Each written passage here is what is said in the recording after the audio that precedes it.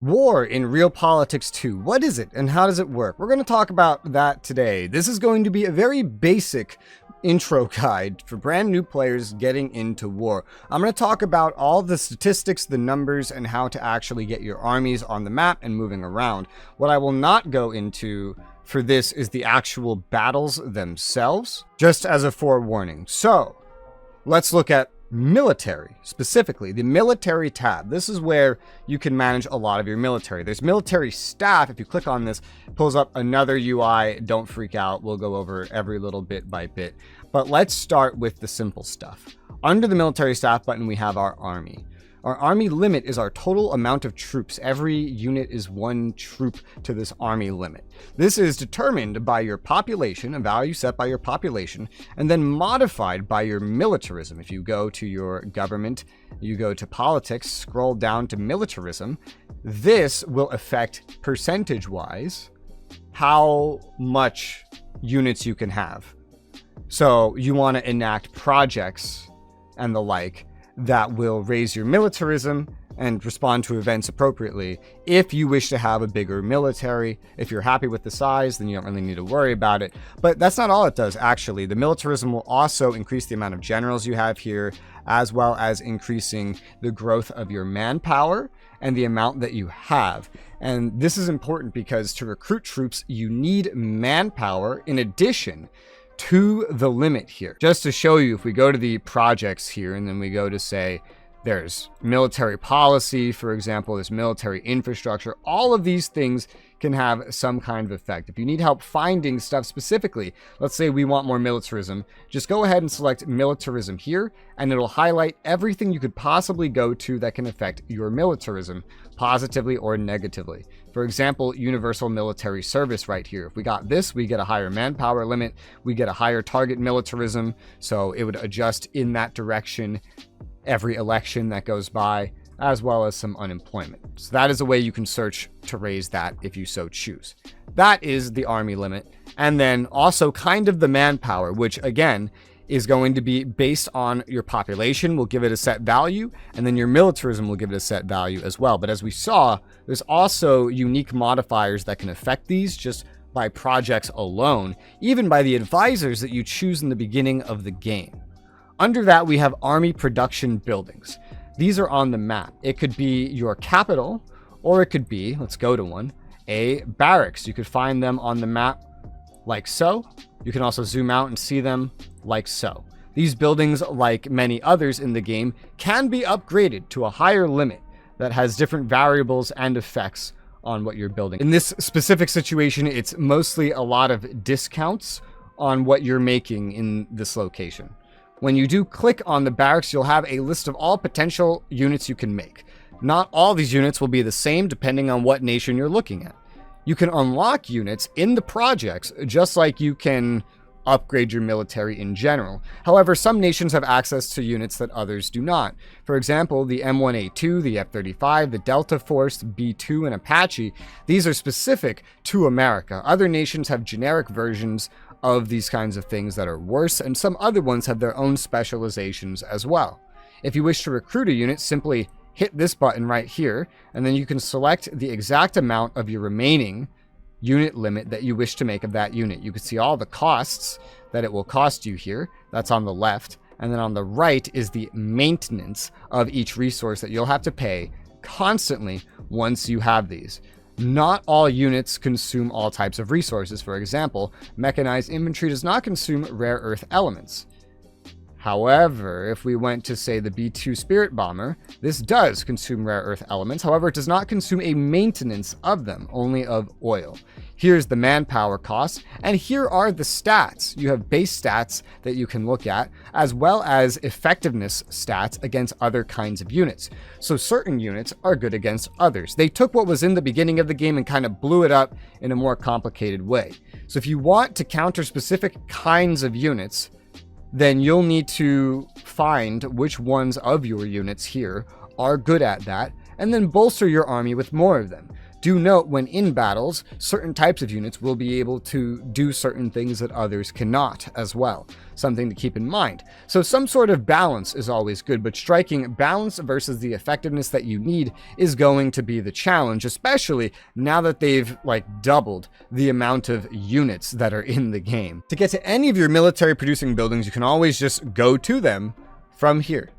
This even includes places like the Gulf Coast where you'll be able to make naval units as well. And naval units are interesting because now they also have their own infantry type unit, the Marine Raider. So navies are a little bit more in depth this time around. But you can now customize more than just ships. You have 4 times the selection of units here with which to make a navy even that fits your needs. And when you have these units, no longer do they simply kind of teleport to a battlefield when you assign them. It's not abstracted like that anymore. Instead, we can zoom in. If we have a land army or a navy, we can actually select it and we can see information about it. Its status, if it's in range of supply, which is determined heavily by these barracks. You could see the circle around locations showing supply ranges, for example. You have the general that's in charge and his stats, what he's good at, and the different units that are in it. We have some organizational tools to mess around with, but we can also just right-click to move, as you can see here. We can shift right-click to set waypoints, and this is how you have to do it now. This is not a military unit, by the way. That's just a plane. That's just a background.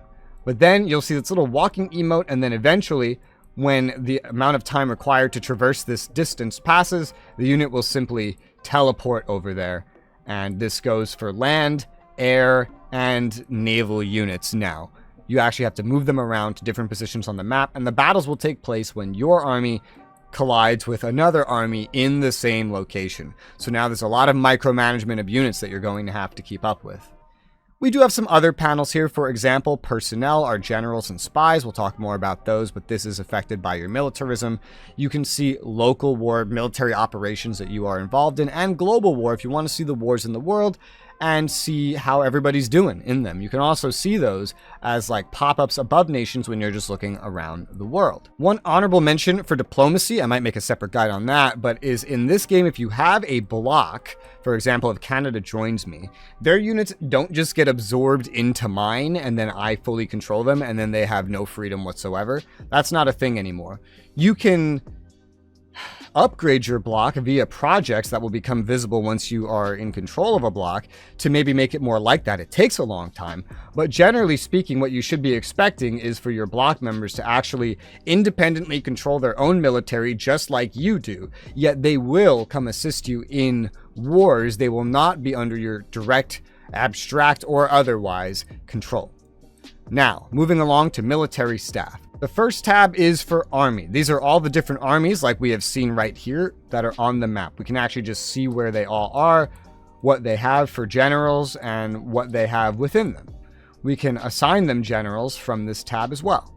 If we move down to the alert state, this has to do with, I guess you could call it DEFCON.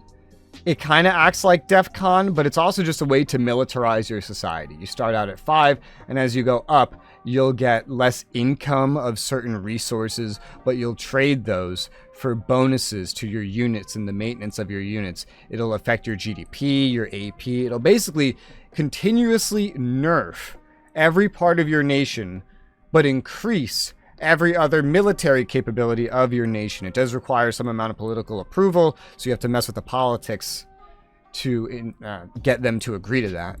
Then we have missile launch, which in this game is, again, no longer abstracted. Now, instead, there are missile silos on the map. You can see one right here, a rocket silo. We can go ahead and select that and see that it, too, has a range that can be upgraded. You can have defensive and offensive modes to access its different functions. However, this is just a way to kind of get to them, access that stuff remotely. You can see the amount of missiles each one has, whether it's nuclear or not, based on if you have nuclear missiles unlocked. Teleport to them as you please, but you do need these now to participate in missile attacks in this game.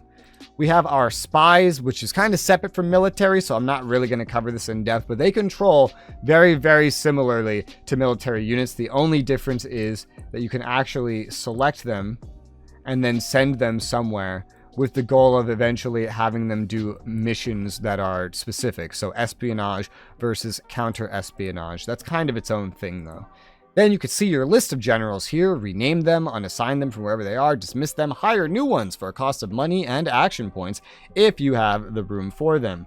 You want generally all of your armies to have a general, hopefully. At least all the ones you plan on having fighting, because they can accumulate skill with commanding, which will then provide buffs and bonuses if the correct thing's being used, land to land, sea to sea. But it is experience based, so hopefully you will not be getting land experience and then moving that general to become an admiral. Heck, you can customize these generals when you get them, completely changing all characters. In fact, their facial portrait and everything. There's no like gender, there's just portrait and the name you assign. So that's how that works. Then we could see a list of all the barracks and shipyards that we have and control their recruitment, as I showed you earlier, from one simple screen.